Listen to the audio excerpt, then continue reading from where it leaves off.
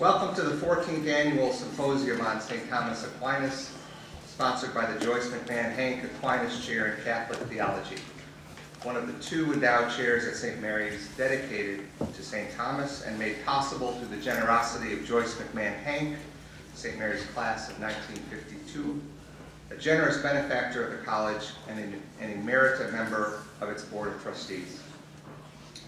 My name is Joseph Incandela, and I hold the Aquinas Chair in Religious Studies, as well as serve as Associate Dean of Faculty at St. Mary's, and I'm delighted to introduce our featured speaker tonight. There are few Catholic theologians in the world for whom the phrases "recognized authority in the thought of St. Thomas Aquinas" and "multimedia star" could appear in the same sentence. One is here this evening.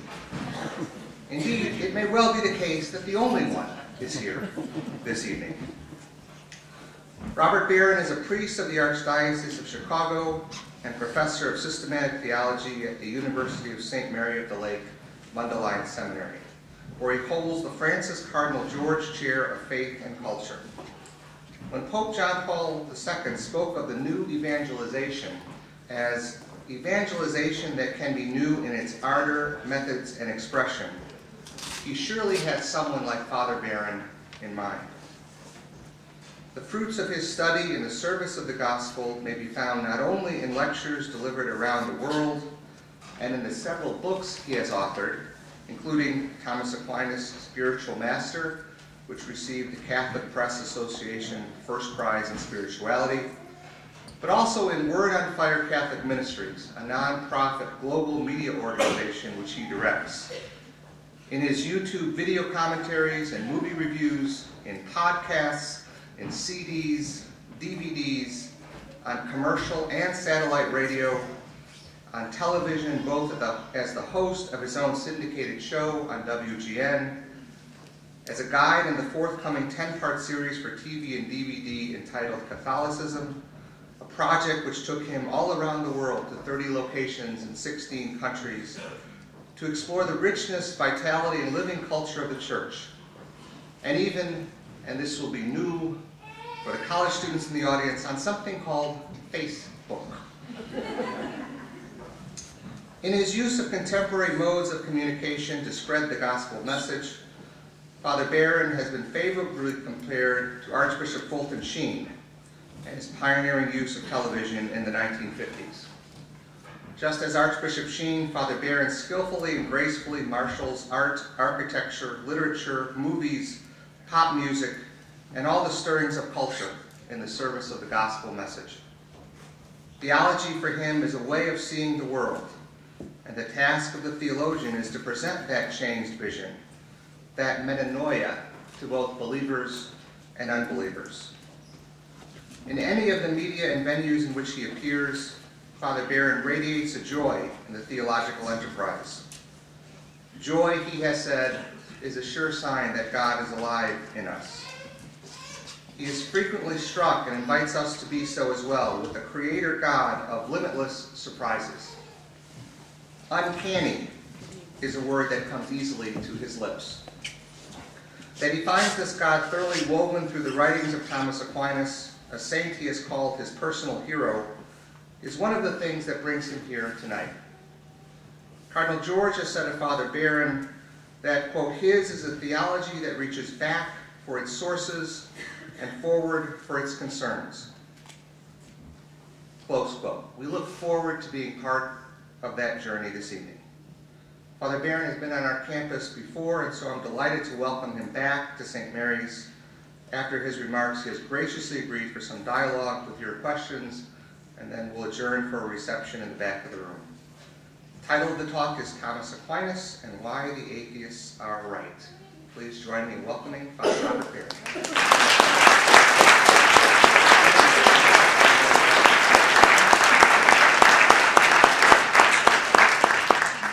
Joe, thank you very much for that very kind introduction. Thank you all for coming tonight. It's always with joy I come back to this part of the world. I was a freshman at Notre Dame in 1977-78 and spent a wonderful year there before entering the seminary. When I came back here in 2002, I was a visiting scholar at the university and taught a course and lived at Moreau Seminary, where I made lots of great friends among the Holy Cross. As Joe mentioned, I was back here at St. Mary's, it was 10 years ago or so, maybe longer, for this lecture. So it's always with joy and a sense of homecoming that I come here, so thanks for having me. The title, as you can guess, was meant to be provocative. Thomas Aquinas and Why the Atheists Are Right. Let me try to explicate that now in the course of this talk. The great English Dominican theologian Herbert McCabe engaged a number of atheists in the course of his career as a public intellectual. He would allow his interlocutor to make his opening statement, detailing precisely why he didn't believe in God. And McCabe would typically respond, "I completely agree with you." The Anglican New Testament scholar N.T. Wright tells of an encounter he had with a young undergraduate when Wright was chaplain at Oxford. The freshman said, "Father, don't expect to see a lot of me, I just don't believe in God." Wright asked him what he meant by God, and upon hearing the account, he responded, "Son, I can assure you, I don't believe in that God either." Like McCabe and Wright, I've always found atheists of all stripes helpful, both spiritually and theologically, precisely in the measure that they clarify what the true God is not. They expose and implicitly undermine new forms of idolatry. One of the clearest in this regard is the father of modern atheism, Ludwig Feuerbach, who famously held that God is a projection of human idealized self-understanding, which is to say, a simulacrum of God made in the image of human beings, exactly what the Bible would have called an idol. Now, the only thing particularly new about the new atheism is its nastiness. Christopher Hitchens, Richard Dawkins, whom Paul Griffiths, by the way, deliciously combined as Ditchkins, Sam Harris, Daniel Dennett, and their numerous disciples have borrowed many of the intellectual insights of Feuerbach, Marx, Freud, Sartre, Nietzsche, and company. What they've added is a dismissive contempt for religion and religious people. Whereas when you read Nietzsche and Sartre, you always have the impression that they were in battle with a pretty serious opponent. Ditchkins and company imply that they are exposing the delusions of an idiot child, and that's the major difference. Nevertheless, they serve, I think, for our generation, their essentially prophetic function of displaying idolatry. And this is continually needed because, as St. John of the Cross said, the mind is an idol-making machine. That's right, we always need the atheist to keep exposing idolatry. First specification now, what I'm calling the competitive God of the new atheists. There's so much we could say about the ruminations of these new atheists, so many ways we can engage them. Their obsession with biblical literalism, their deep concern about religion in relation to violence, their conviction that religion is irreconcilable with modern science, their conviction that faith poisons the minds of the young, etc. But I want to draw attention to one theme that I take to be basic, one misunderstanding that conditions everything else they discuss, namely the view that God is a being among many, one cause amidst the range of contingent causes, a reality in the world whose existence or non-existence can be determined through rational, which means for them scientific, investigation. As you know, Christopher Hitchens delights in recounting the famous tale of the encounter between the Emperor Napoleon and the French scientist Pierre-Simon de Laplace, the author of the Celestial Mechanics. Having heard Laplace's exposition on the movement of the planets within the solar system, Napoleon reportedly asked why the figure of God did not appear in Laplace's schema, to which the scientist laconically responded, "Je n'ai pas besoin de cette hypothèse." I don't need that hypothesis. Now, the assumption of both Napoleon and Laplace was apparently that God is rightly construed as one of the mechanical causes that contributes to the motion of the planets. Perhaps the largest and most important cause, but still one cause among many. Though Napoleon seemed to favor the existence of such a cause and Laplace to deny it, both thought of God as fundamentally like otherworldly agents. Now, we find something very similar in Richard Dawkins' The God Delusion. Dismissing Stephen Jay Gould's position that religion and science deal with qualitatively different dimensions of reality, Gould calls it NOMA, non-overlapping magisteria.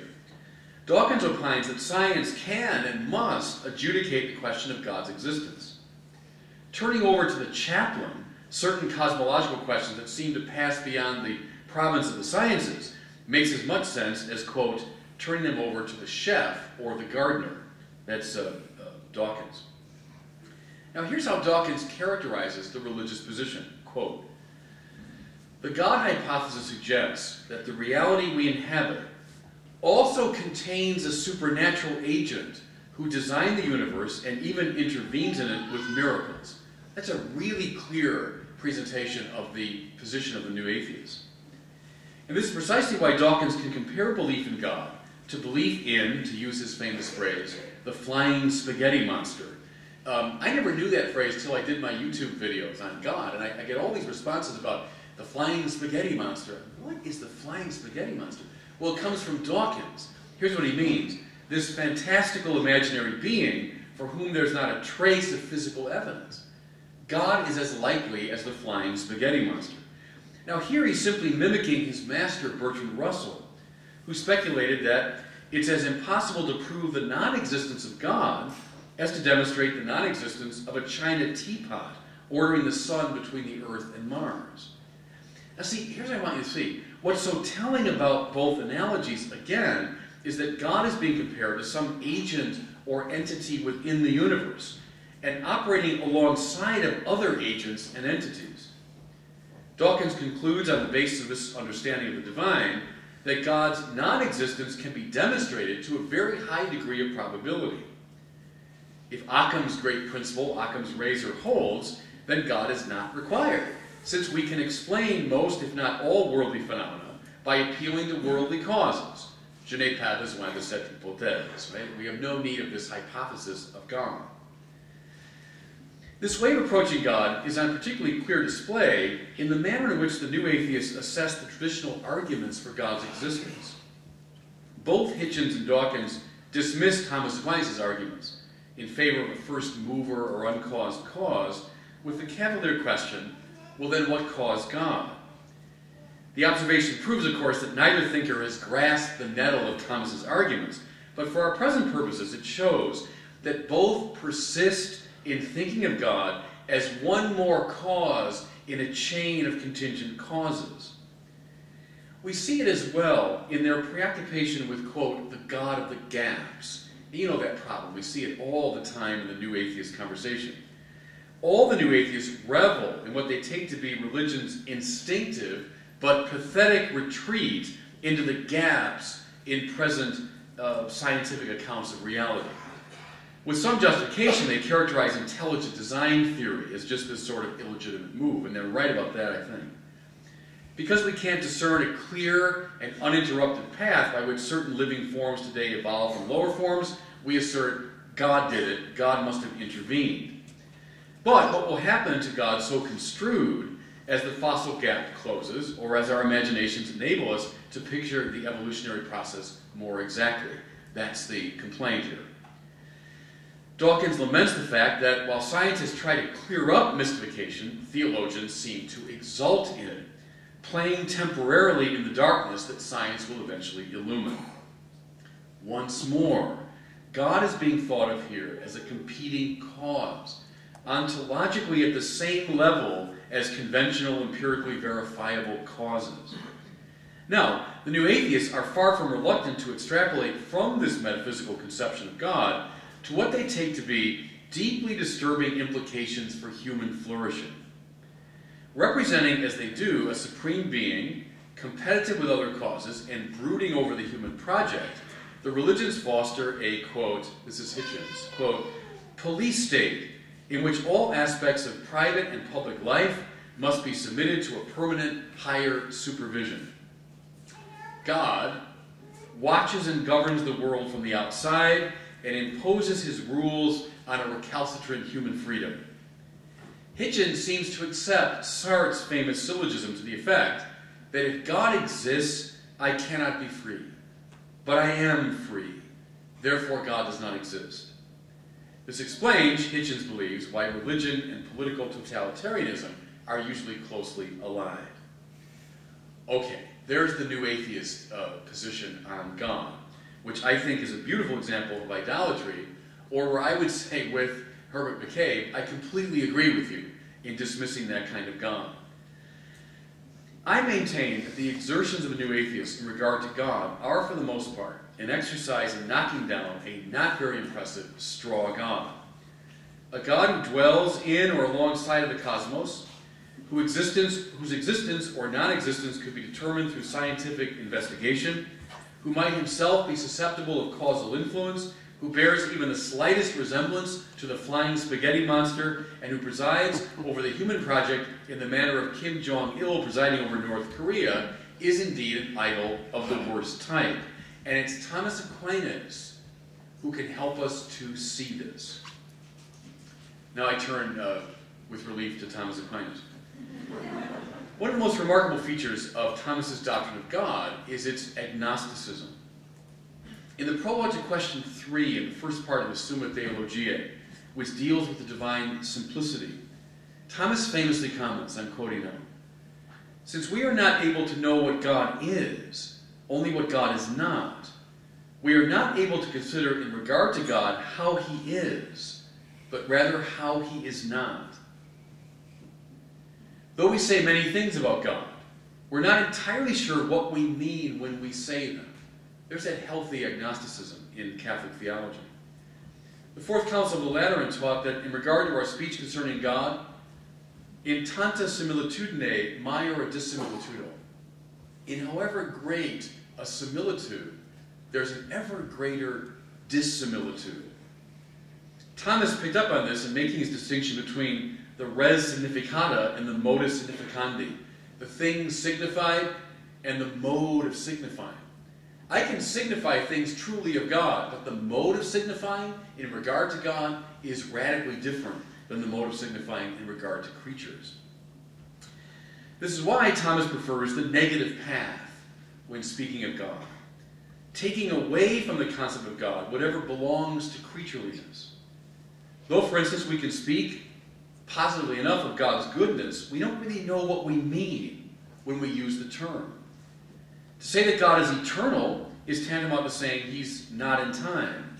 To say he's immutable is tantamount to saying he doesn't change in the creaturely manner. To say he's a spirit is to say he's not marked by matter. But what any of these terms signal positively remains quite mysterious. What precisely does it mean to be outside of time? I submit no one here below can possibly know. So tied are we to time. What precisely is it like not to be material? No one whose mind and senses are ordered to the realm of physical things can ever really grasp. The parables of Jesus, by the way, can be read under this rubric. We say quite correctly that God is just, but in the light of the parable of the vineyard owner who pays the same wage to those hired at different times of the day, we find our conventional view of justice confounded. We say quite correctly that God is compassionate, but in the light of the parable of the prodigal son, we realize the inadequacy of even our most generous interpretation of compassion. Now, if we press this question, wondering precisely why the God of the Bible remains so mysterious, so resistant to description and nomination, truly, O God of Israel, you are a hidden God, we hear in the Scriptures. The answer lies in the opening line of the book of Genesis. In the beginning, God created the heavens and the earth. Because God brought the whole of the finite universe into existence, God cannot be ingredient within the universe. He must be other in a way that transcends any and all modes of otherness discoverable within creation. Spatial distance, modal diversity, differences in grade, degree, kind, species, variations in speed, temperature, density. None of these can begin to indicate the radicality of the difference that obtains between God and anything that God has made. In Catherine Tanner's language, the great University of Chicago theologian, God is not simply other, God is otherly other. You and I are other right now, but we can't use that type of comparison with the creation of God. To put it still another way, God's transcendence must be construed in such a manner that it precludes the possibility of contrast in the ordinary acceptance of that term. Nicholas of Cusa caught this when he commented that God, though radically not the world, still must be seen as the non-aliud, as the non-other. All of this is why Thomas typically refers to God not as ens summum, the highest being, but rather as ipsum esse subsistens, the sheer act of to be itself. If God were the highest being, then he could in principle be categorized alongside of other beings. Ipsum esse, however, to be itself, is not the most powerful and impressive instance of the genus being. In fact, Thomas specifies that God cannot be placed in any genus, even in the genus of being. One of those breathtaking, laconic remarks you find all through Thomas Aquinas. God can't be placed in any category, even the category of being. Well then, what is he? Good question. He is, but not in the manner that creatures are. Just the contrary, creatures are analogs of God's essentially mysterious modality of existence. The technical term that Aquinas typically uses to signal this unique quality of the divine manner of being is simplicitas, simplicity. By this he means, as you know, that in God there is no distinction between essence and existence, a distinction which, perforce, obtains in anything that God has made. To be a desk is to be a type of being, namely, that which is constrained by the essential properties of deskness. To be human is to be none other than a human being, an existent delimited by the form or essence of humanity.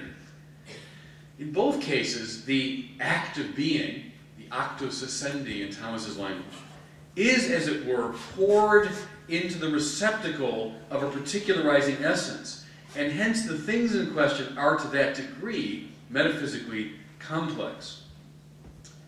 But in God, the source of all existence, there is no such distinction. God is not this kind of being rather than that. He's not in this category rather than that.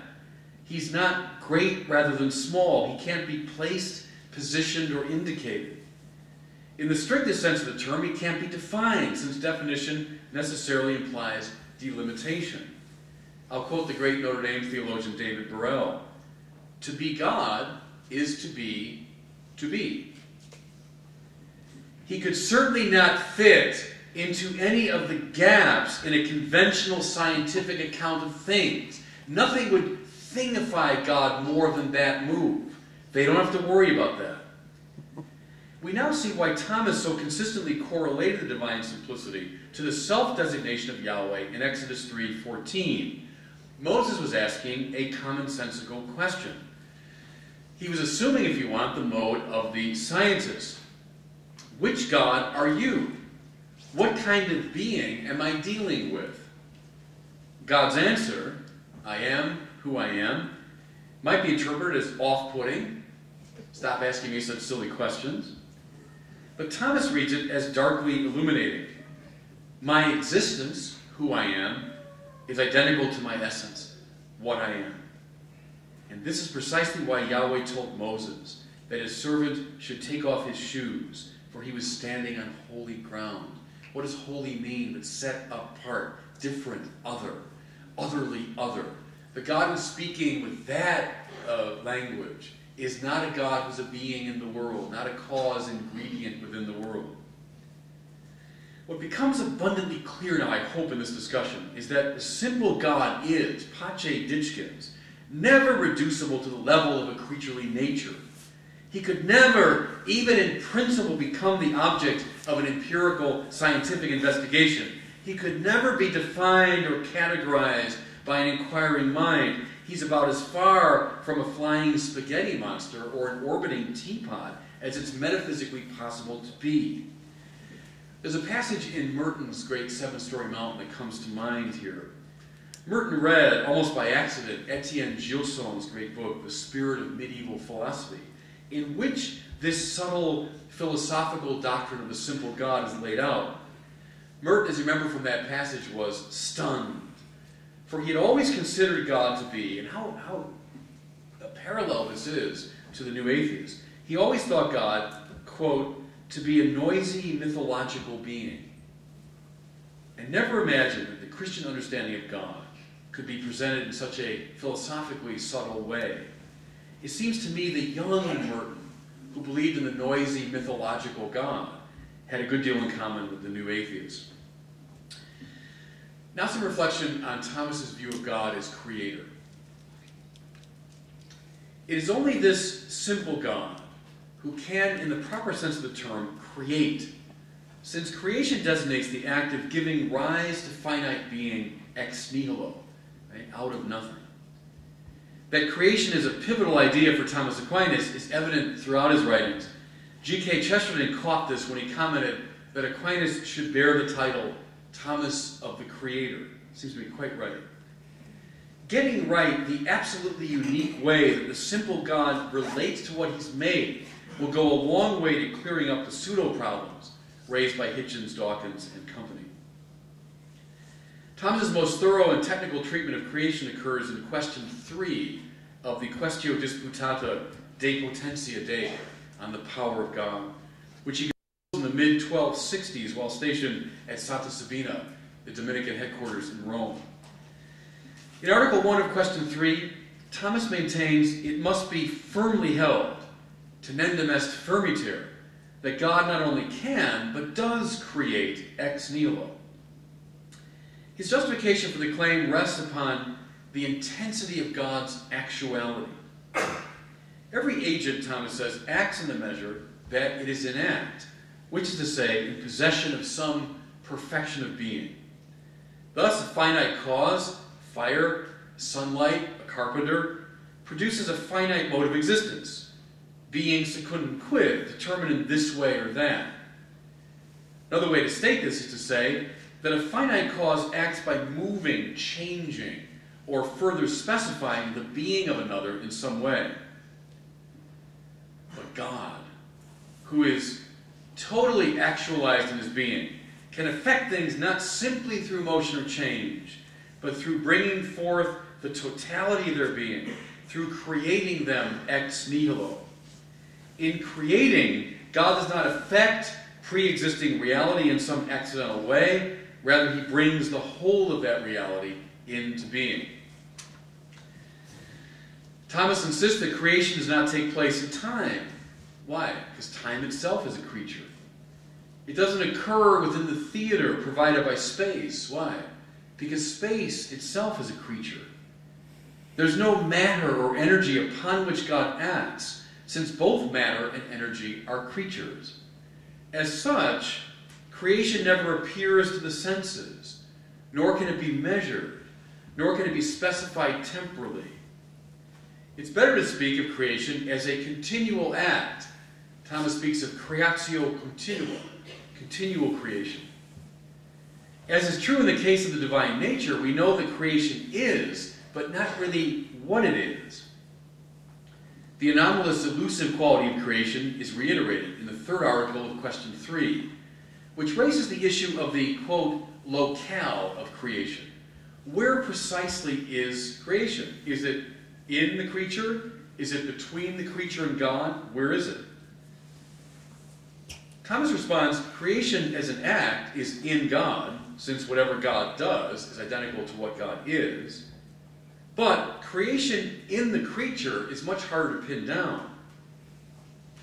For we can't say that it's simply received by the creature as an outside influence, since that would presume there's a receptacle that is not itself created. We can only say, and it puts me in mind of a Zen koan, and I'm quoting Thomas here, that God creates that which is receiving the act of creation. Figure that one out. Discuss that among yourselves. Hence, creation is, quote, a kind of relationship to the Creator with freshness of being. It's a lovely line in Thomas. It's quidam relatio ad creatorem cum novitate essendi. It's a kind of relation to the Creator with freshness or newness of being. God is responsible, in short, for the entirety of a creature's being, yet, and this is the key, I think, his influence is not external to the creature. And that's why he speaks of it as a kind of relation. You and I are related to each other right now, but in sort of an extrinsic way. I'm in front of you, you're in front of me, I'm speaking to you, you're listening. We have these relations, but they're extrinsic to us. See, Thomas was well acquainted with the Aristotelian notion of relationship as an accidental qualification of two or more substances. But he knew that